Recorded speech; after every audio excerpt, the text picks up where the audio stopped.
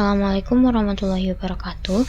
Perkenalkan, nama saya Sofia Ashifa dengan NIM 241004613 2422023 dengan program studi S1 K3. Di sini saya akan menjelaskan aspek manusia dalam K3 pertemuan ke-11, yaitu konsep safety climate dan safety culture.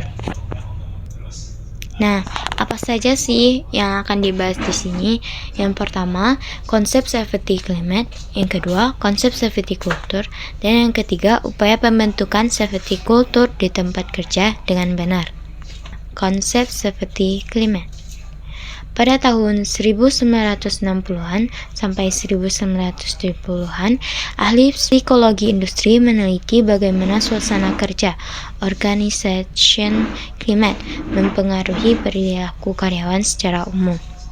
Lalu, pada tahun 1980-an, Dov Zohar mengadaptasi konsep organisasi climate dan menciptakan safety climate melalui safety climate in industrial organization. Iklim keselamatan didefinisikan sebagai sikap dan persepsi personal terhadap lingkungan kerja mereka. Konsep safety climate.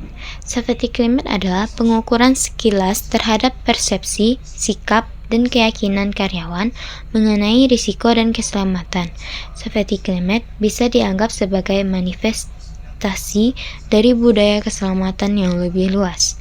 Zohar mengklaim bahwa penelitian telah memvalidasi iklim keselamatan sebagai indikator utama atau prediktor yang kuat untuk hasil keselamatan. Iklim keselamatan merujuk pada persepsi kolektif terhadap kebijakan, prosedur, dan praktik terkait keselamatan dan umumnya didefinisikan sebagai persepsi kolektif terhadap bagaimana keselamatan diatur dalam sebuah organisasi. Fokus penguatan safety climate.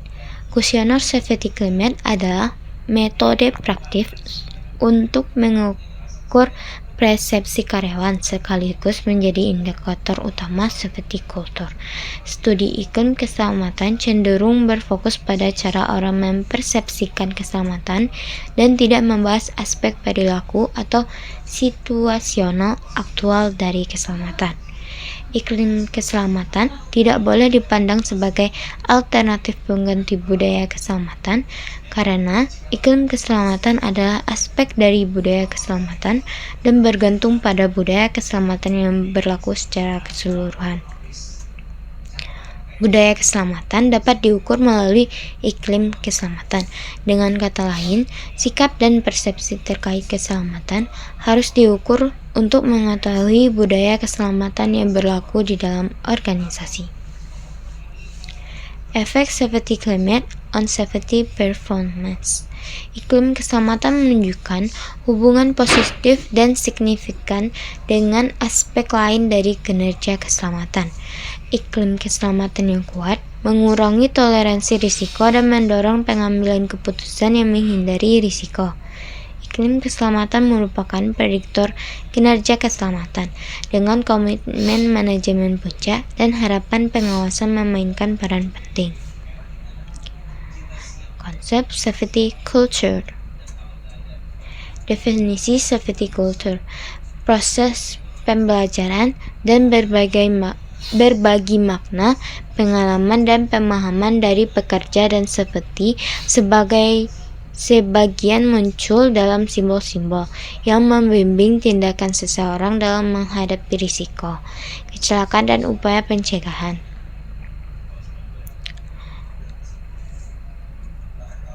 Sebelumnya, paradigma masalah ketiga terjadi karena manusia dan mesin, dijelaskan dalam Broken Part of Broken Person.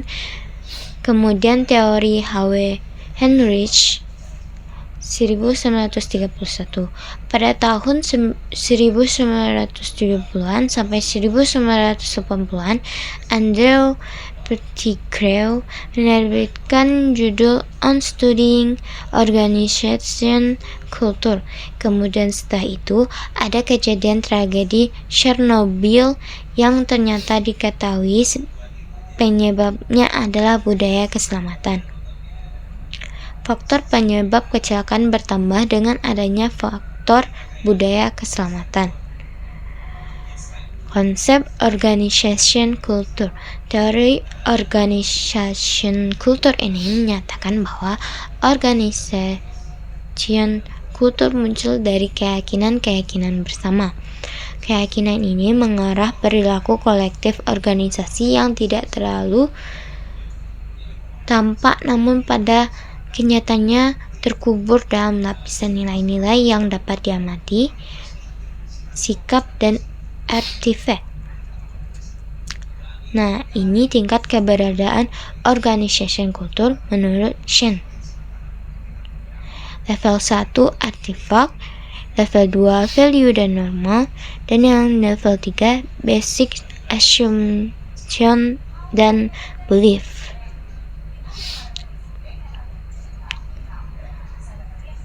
Nah, pengertian safety culture seperangkat nilai, keyakinan, dan norma yang dianut bersama secara mendalam oleh seluruh anggota organisasi. Ini mencerminkan siapa kami sebenarnya dan bagaimana melakukan sesuatu di sini, terutama saat tidak ada yang mengawasi. Budaya keselamatan yang positif meningkatkan keselamatan kerja. Budaya keselamatan dihasilkan dari kombinasi sikap keselamatan yang baik, manajemen keselamatan yang baik yang diterapkan oleh organisasi, dan penempatan prioritas tertinggi pada keselamatan. Budaya organisasi yang matang dan dipahami bersama oleh manajemen dan karyawan akan melahirkan komitmen kuat, efisiensi kerja, serta produktivitas tinggi. Budaya atau kultur yang kuat akan menciptakan iklim yang positif. Nah, di sini ada tragedi Chernobyl 1986. Industri nuklir dan Komisi Regulasi Nuklir secara eksplisit mengakui pentingnya faktor manajemen dan organisasi terhadap keselamatan fasilitas nuklir. Setelah kecelakaan di 3 Mile Island, Unit 2, setelah kecelakaan Chernobyl. NRC melaporkan bahwa kekurangan utama keselamatan reaktor terletak pada aspek manajemen, bukan perangkat kelas. Laporan tersebut juga mengkritik pengabaian NRC terhadap area vital seperti human factor dan pelatihan operator. Upaya pembentukan safety culture di tempat kerja dengan benar.